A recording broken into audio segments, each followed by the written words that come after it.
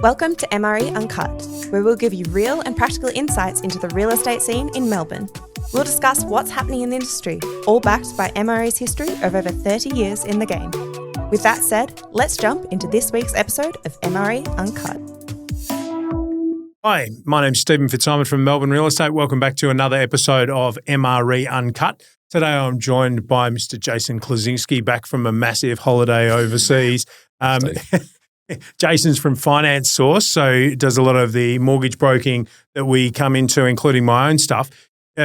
Jason, we had a bit of a change recently. The government, the Reserve Bank, should I say, has amended the rates for the first time in God knows long. It was November 2020 is there we the go. last decrease. So Wow.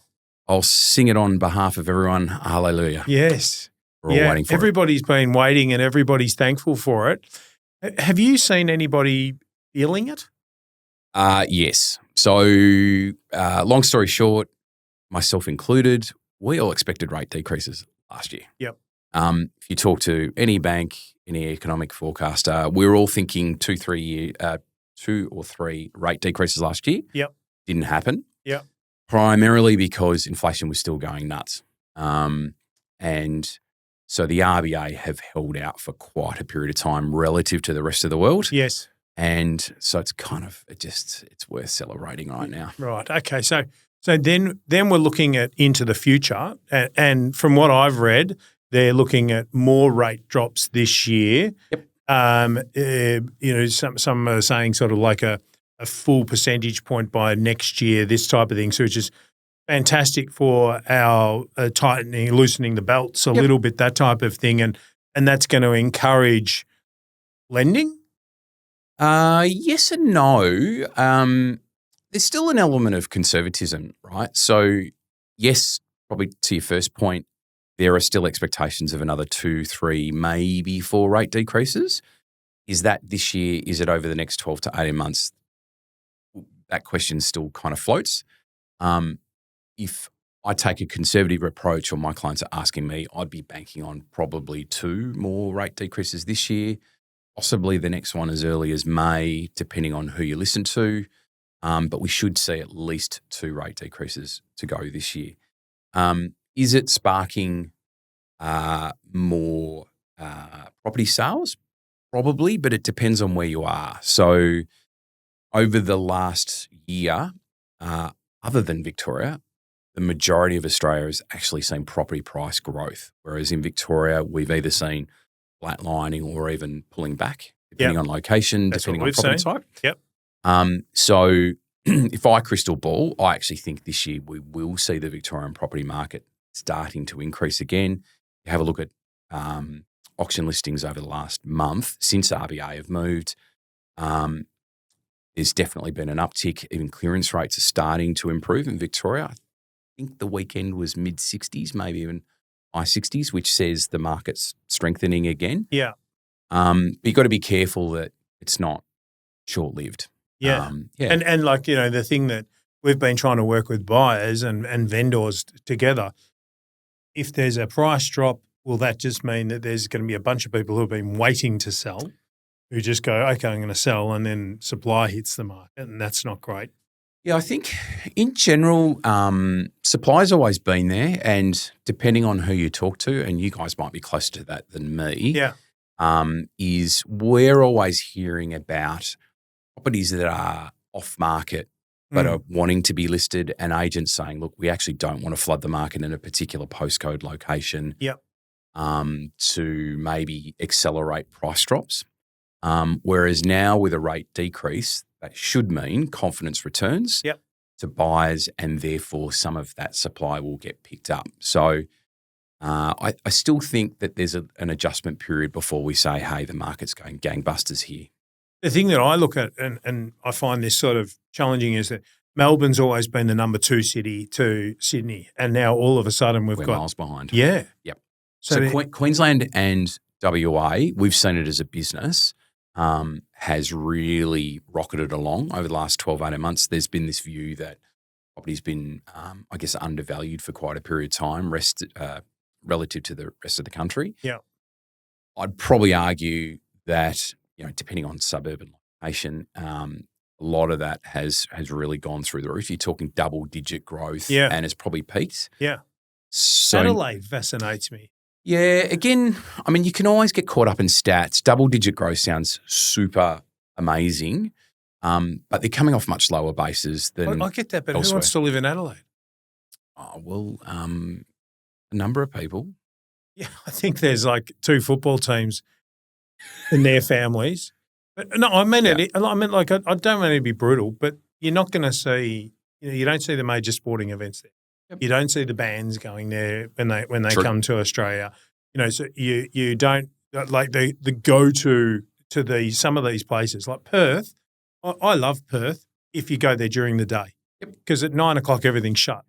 Right? Do you know what I mean? And you're like Adelaide. You got to be careful. I've got a lot of clients in WA. I'm not going crook on the people. Like I've got a mate who lives in Perth and he's a lovely guy. But the reality is I don't see if I was an international, right, and I was coming to Australia, unless I was a surfer, you know what I mean? Like I'm sort of like, well, I want to go to Perth. Great weather, yes. But you really want more than that from life. And I look at Sydney and I look at Melbourne and even to a lesser extent I look at Brisbane and I sort of go, that seems to have become a more happening place. Yep.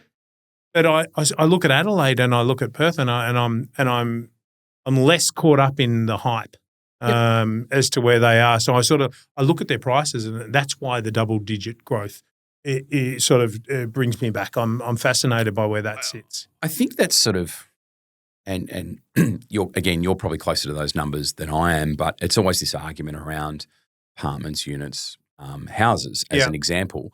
And there are periods of time where the differential between apartments and land-based property, the disparity, it's bigger and bigger. Yeah, it's too big in Melbourne already. Yeah, and at some point you kind of say, well, if house and land is so expensive, but units, relatively speaking, are so much less, there's got to be that slack's got to get picked up at some point in time. Yeah, same argument applies for South Australia, WA as well. Yeah, maybe WA is a little bit different from an employment point of view. You've got mining, the industries there. Adelaide's maybe an anomaly, but I think Adelaide's probably attracted a lot more transactions because, relatively speaking, it is cheap property. Yeah. Relative to the rest of the country. Yeah, apart from Melbourne now.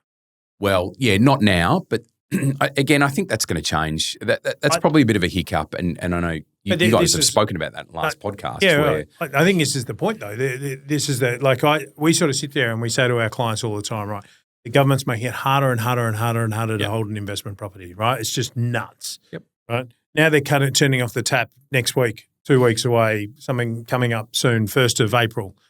No more international investors buying anything that's existing in Melbourne. Doesn't matter how much you want it, you can't have it. And then you're sitting there and you're like, okay, now we've got a whole bunch of rules that have just been announced. So the landlords are going to get done over again. The idea of holding an investment property makes no sense. Yet we've got population growth which is going to drive it, and I'm frustrated by the fact that the apartment market still hasn't really started to skyrocket. Like I can't, like I'm sitting there today and I'm going, I can buy a property today for $300,000 and furnish it and rent it for $550. Yep. And you're sitting there and you're like, that's cash flow positive from day one, and we're at the bottom of the market. Yes. Right. And therefore we should see significant price growth. It should be double digit. Over the next few years because of the fact of all these market forces. We've got punters coming down from Sydney, coming down from Brisbane, buying properties that are these cheap investment properties because it's the bottom of the market, mate. Yep. And our equity in our house has doubled in the past 3 years. So I can pull out $100,000 of equity out of that, borrow $200,000, and I've got a massively cash flow positive property down in Melbourne that should start kicking along because it's obviously dragging behind. You don't have to be a genius. Yeah, why aren't the Melbourne people buying that stuff? It's a discussion I've had with a number of clients for quite a period of time, particularly first home buyers, where there's this perception that, I don't necessarily want to buy an apartment. I'm saying, well, think of it as a stepping stone into a longer term strategy anyway. Yeah. I think it's necessary now. Of course, absolutely. But I've probably been saying to a number of first home buyers actually for the last 12 months, without sounding like a property spruiker, if you kind of look at the fundamentals we knew that we were getting pretty close to the peak of rates. Yep. You could debate, was it going to happen last year? We're going to have 2 decreases this year, 3. But you know that rates are going to drop for a period of time. We know that now, relatively speaking, the median house price in Victoria is well behind other states. Yep. So all the fundamentals kind of say that we're expecting price growth. Is it going to happen tomorrow, over the next 6 months, next 2-3 years? Doesn't matter. Yeah. You shouldn't be buying property today anyway thinking you're going to turn $1 tomorrow. No. It's long term, right? Yes, correct. But if you look at those fundamentals, now's kind of the time to buy. Yes. Whether it's an apartment, townhouse, house with land, you buy what you can afford. Correct. But it should be a reasonably sound investment. Yeah, and if we look forward, if we're looking at rate cuts, then you can sort of go, okay, I'm comfortable spending X because I can do that just now. Yep. Hopefully in the future I won't have to do that just, and hopefully it'll come down and there'll be a bit of an easing, and therefore I'll be able to pay it down a little bit faster. That type of sentiment is going through my head. But it's interesting because when I speak to the sales agents that are out there, there's still quite a stock of supply of apartments in Melbourne that are below their original purchase price when they were purchased off the plan. They're still sitting below that. You couldn't build them for that price, so the new developments don't stack up, yet they're not being snapped up as readily as we would expect them to. Why do you think that is? Look, it's only one rate decrease, and I think it takes a bit of time before that confidence returns. So it's confidence. I think it's a confidence thing. So for existing property holders, myself included, it's kind of been this, tension building where we're waiting for that decrease so that affordability returns. So, we've seen it with our clients. There's a number of clients who've been eating into their savings, offset, redraw facilities. And stressing about the cost of living, as we all have. But we've, generally speaking, tried to hold on for a period of time, knowing that we're almost at that peak. The rates are going to drop. So we've had that, and there's now that kind of sense of a bit of relief. We know that there's more to come. Over what period of time? Again, let's park that for a minute. But I think for purchasers, other than those who had really convinced themselves to buy now, right now, there's still that element of caution, and it might take another rate decrease. It might take 2 more rate decreases before the confidence comes before back the comes And so what I've been saying to a number of clients is those who've been looking for a while, again, not pushing them to go and buy property, buy when you're comfortable. But I've said to them, if you think about it in a window, we're in that window. Now's your window. Doesn't mean it'll end tomorrow, but it's the same window that you told me to fix my interest at 1.8%. Absolutely. And I didn't. No, you didn't. No. Okay, so it's a different window. The bit that I was trying to focus on before was that we're in this opportune stage where we can upsize. We've got a little bit of lack of confidence. We've had our first price cut. Do you guys have access to data, for example? Because I'm fascinated by this. I know what my mortgage is. Right? I know how much money I put into my mortgage each fortnight. The question that I query is, have people already reduced the amount of money that they're putting into their mortgage, or are they still putting in what they had to last fortnight? Because question. Do you know what I mean? Are they building up their offset or accelerating their pay down, or are they all sort of just going, oh, no, I can still go at that rate. I'll just keep it going for another little while. I'm making the splits up now for a minute, the percentages, but there is definitely a portion of clients of mine, and I'd imagine, again, representative right across the country, there are a portion of clients who still had plenty of savings in the background, surplus income, disposable income, whatever you want to call it, and have made the decision to continue repayments at the same level that they were last month prior to the RBA decrease. There are some lenders, and it should be known, that whilst, to my knowledge, all lenders have passed on the 0.25, that doesn't necessarily automatically translate into your home loan repayment dropping. In some instances, some banks, you actually physically have to contact your bank, or as a broker, contact your broker, and say, hey, I'd like to reduce my Adjust minimum the monthly amount that repayment. goes. Yeah, gotcha. In the main, most of my clients have maintained their current repayments. Okay. So in other words, they're either building up additional redraw, Yes, or they're accelerating the full repayment of their home loan and reducing their loan term. So that's something that I'd be fascinated. I'd love it if there was access to like a stat that told you that, because that's sort of it's consumer behaviour there. it is. They're going, oh, stuff it. I'm sick of paying off this home loan. Do you know what I mean? And they're just like, I'm going to pay it down now. Or they're actually saying, well, we've gotten through that. I'd like a little bit extra spending money for whatever the purpose is. So what you got to remember is probably over the last, whatever that period is, let's say 3 years of rising rates and us kind of sitting at that peak plateau for a while, is that a number of people have really struggled with those increases, right? Those who went to market saying, hey, Jason, finance source, my mortgage broker, I need you to go to market and see if you can get me a better deal. A number of those clients who've refinanced actually pushed their loan terms out in a bid to reduce their minimum monthly repayments. Right.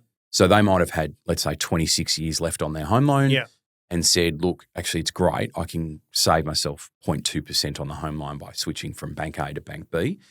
But whilst we do that, can we actually push the loan term back out to 30 years? Now, that's not always a sound strategy for everyone. Paying a lot more interest. It is, but for a number of people who are getting pushed, cash flow was the key. And provided that you had this strategy that said, okay, once I reach the peak of those rates and they start falling, I maintain the higher repayment. Theoretically, you'd be okay, the aim is to catch up. Yeah. So I'm pleased to say so far I haven't had too many clients coming back to me saying, listen, I need to reduce my repayments. Yeah, okay. So it's essentially 0.25% is not a big one. Are you getting calls for people who are looking to upsize now?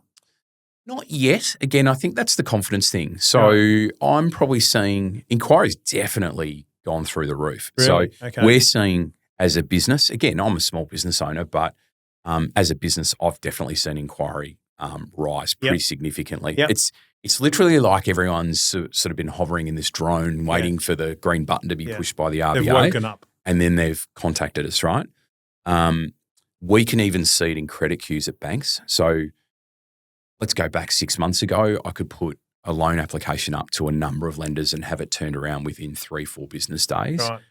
Those credit queues are now blowing out to 7 to 10 days already. Okay. So, but it's not like it's not significant, but it's no. But it's enough of a signal that says to me, the inquiry, the activity level's starting to grow. Is it people upgrading? Is it people selling and upgrading their home? Are they refinancing? Are they renovating? Yes. Probably all of the above. Yes. But that rate decrease has jogged people into thinking. Now, we're talking about existing property owners, of course, right? Yeah. It is now jogging them into, hey, what can I do with that money? Yeah. For those who were about to buy, now's the time. They're getting that signal of, okay, I should start looking because I'm in that window that we spoke about. Now's the time to take advantage of rates dropping before property prices start peaking. Yeah, they're going to go up.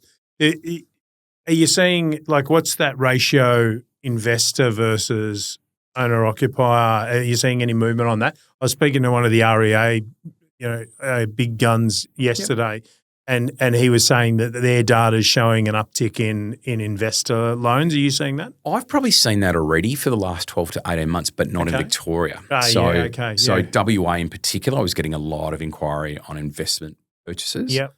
And people buying interstate to where they live.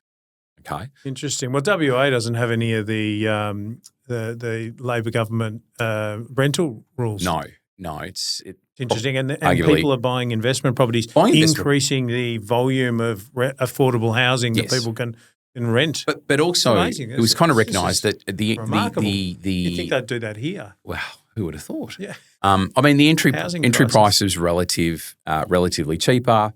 Yep. Rental returns from the clients that we worked with, the rental returns were significantly higher than what we're seeing in Victoria. And again, going back to all those. And what were they buying? Are you talking house and land? Generally house and land. So I'm trying to think, reflecting back over the last 12 months. Were they cash flow numbers. positive? Yes. Significantly cash flow positive buying house and land. Very significantly. In Perth or in sort of outer regions? Outer suburbs of Perth. We still had some suburbs of Perth, like Camberwell in Melbourne. Yes. I'm not buying into that parochialism. It's a geographic fact. It's like, it's the truth of it. All right, well, that's interesting, isn't it? Like, you can understand why people would be doing that. Like, sell your place in Melbourne, buy it in Perth. Yep. Have you told the government? What? What exactly? That they're selling their places in Melbourne and buying them in Perth because of their rules? Well, I mean, again, depending on how much you buy into the policy changes. I mean, leave the government alone for a few minutes. Well, that's kind of been the strategy, though, hasn't it? To really push out investors for first home purchases to buy property and rather than rent in Victoria. I understand that. Whether you say that's right or wrong, but that's been the strategy. That's the part of the strategy that I think actually works. Yep. Do you know what I mean? Like, it is given the 5% deposits, all of that sort of stuff. The helped one of my colleagues do exactly that. Do you know what I mean? Like, that is how I reward that idea. The problem is that you can't build the bloody things. So if you can't build the things, then, and in the example that I gave, there are investment properties that are turning into owner-occupied properties, but the population's growing. So it doesn't math out. Agreed. Yeah, okay. Agreed. I said I'd leave them alone. So let's now talk. Okay, so investors, there's an opportunity. Mm-hmm. First-time buyers should be buying. Well, if they've been actively looking for a period of time and wanting to buy, yes. Again, I'll go back to that point. Correct. Because I think that's a big thing, isn't it? Like, Absolutely. First-time buying, you don't want to walk up and buy something the first day you've seen it. You've got to have seen the whole environment that you're in. You've got to watch your costs and make sure that it stacks up. Look, the really important thing is there'll be let's say the property spookers out there who'll say, hey, rates have dropped. You need to go and buy today. Yeah. And you need to buy the maximum amount you can afford. Yeah. Or you should spend more than you would have before the RBA decrease. That's probably about the worst decision you could possibly make. An informed buyer will have done their homework, work with their mortgage broker or their lender or financial advisor, whoever it may be, to say, here's what you can afford based on your current circumstances. Yeah. Shouldn't be buying a property saying, hey, it's only going to get significantly cheaper for me. No, that's not going to work. That's not going to work because at some point rates are going to go back up. Yeah. And life gets more expensive. Correct. Wind back 4 or 5 years ago when we had the RBA saying, don't worry, everyone, rates are really low. They're going to be low for a really long period of time. Yeah. That was the buzzer that set the world into commotion because we all of a sudden saw whatever it was, 13 rate increases in a row, record rate increase, rate of increases over a short period of time. And then all of a sudden everyone was really squeezed. So to pretend that the next year that's going to get arguably easier to an extent, that's going to turn around again. We will go through another period where rates will go up. So it's not smart to buy today expecting that rates are just only going to stay at this level or decrease. They will rise again at some point. Yeah, of course. Do you know to what levels? No. I would have retired and off in the sunset already if I could forecast that. Wouldn't it be good? So if we forward forecast to that moment, so you're saying look at where rates are. Like, if we go back a few years though, people were saying, oh, look, rates will go up again. Rates will go up again. And they went up a bit, but like let's look at it. Did they go up really high? Not really. Like, we were at 4.35 the Reserve Bank rate. Yes. We're paying 6%, 6.5% on our loans. Yep. That's sort of long-term averages. It's actually below the long-term average, go. and that's the really important thing for people to remember. So particularly those who are either new to market, soon to be new to market, or have still maybe relying on third parties for their advice. You need to understand that the rates that we have just been paying for the last period are still below the long-term average. I'm a bit older than probably some of our listeners, but as are you, Steve, by the way. I know. But way back when I bought my first property, Yeah. we had rates just teetering around 10%. Yeah. Now, I talked to my parents and it was 17%. Yeah. Now, They all hopefully, talk about that. Yeah, absolutely, they do. And hopefully we'll never return to that period of time. But No. the point of the matter is that people should not just naturally expect that somehow or other we're going to be hovering around 4 to 6% for the rest of your life. Yeah. Because the time will come where rates may go up to 8, 9, 10% again. We don't know when, but at some point you need to assume that will happen. Yeah, there's been the abnormalities and those periods that are going to happen, and you just don't want to fall in a ditch when it does. The question sort of goes back to, okay, then what do you bank for? Do you know what I mean? Like we're looking. If I look into the future right now, I'm sort of thinking, okay, we should see a steady decline in rates over the next 2 years. Yep. And then it'd be great if it just sort of balanced out and it went from 4.35 down to, let's say, 2.5 or 2.75 or something like that, and we ticked along at those type of rates. That'd be perfect for me. Yep. But if I'm looking now at either buying my first home or upsizing, when you do that, you normally find that everything becomes a little bit more stretched. You buy your first home, guess what? You've got to pay council rates. You never paid them before. You've got to pay insurance on your house. You never paid that before. You're like, oh, hang on, they've got all these new expenses. If that then turns in 2 years in, and you want to do some stuff to the house, do you know what I mean? Right. And then 2 years in, and it pops back to and it goes not from 4.35 as the Reserve Bank. It actually goes up to 5.5, which is not beyond the realm of normality, right? Should we be forward forecasting for that type of thing, or do we? Where do we sort of?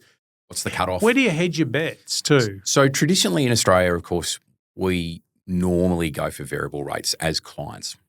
Most people don't opt fixed term rates, largely because they're generally not seen as being competitive. Take the exception of the rule when we were down at those ultra low into the ones almost. Yeah. Well, actually, we did get into the ones for fixed rates, right? Yeah, I'm not rubbing. Hey, I was the same. I didn't do it either. Didn't even take my own advice. No, good. Makes me feel better. But in this instance, you don't want to forecast too far ahead because, to be honest, it just creates far too much confusion. Yeah. So I would always say to clients, think of your lifestyle. So if you're in your 20s and you think, look, in the next few years, I'm either getting married or I'm married and I'm probably going to have kids, focus on what your lifestyle is likely to be and what requirements come out of that. Yeah. And then say to yourself, well, what do I need to budget for? Who tells you that though? Because like when you haven't had kids, you don't know how expensive they are. True. So one of the things we always start with clients is to say, okay, well, here's your borrowing capacity on your current circumstances, but let's crystal ball for a minute. What are you doing over the next 2 years? What are you doing over the next 5? Where do you want to be in 10 years' time? Again, there's no right or wrong answer, but you do need to factor that in. These days people change jobs far more often than they did in the past, right? Yep. So you're expecting to change jobs. Are you in an industry that you think maybe I'm actually about to switch out of in the next year or two? So you've got to start thinking about those risks and then saying, okay, if I'm borrowing to the very last cent of what I can afford today and rates increase and I lose my job, what am I going to do? Yeah. Right? Now, the obvious thing would be say, okay, I'll sell my property. But you need to be careful that you're starting with enough equity that you've actually got that exit plan in place. Yeah. So if you're borrowing at 95% and your lifestyle looks quite fragile, as I said, it might be, I'm changing industries, whatever it may be, I'm having kids, then don't borrow to the nth degree is probably the point. We can only guide clients so far, but you have to caution them without sounding like a total scaremonger, I guess, and there's that fine balance too. So the other thing to remember, which is still in place today, is when we calculate borrowing capacity for a client across a range of lenders, traditionally we're stress testing them at 3% above the prevailing rate. Okay. So let's say you're paying 6% today. We stress test based on roughly 9%. And the idea being is that, okay, at 9%, can they still afford it or not? Is there surplus in their household income to be able to afford it? If there's not, well, then the flag goes up and you go, hang on a tick, maybe we're stretching it. Yep. Huge. Josh, thanks for coming in. Pleasure. Another Jeez, that time flies again. Yeah, mate, I don't even know what time we're up to. It doesn't really remind me. The reality is we've covered off on a heap of stuff for the investors, the opportunities that are out there, the first-time buyers and the upgraders, and that's all I we can hope for today. So much appreciated. Thanks, Steve. We'll call on you again when we get into the ones. Anytime.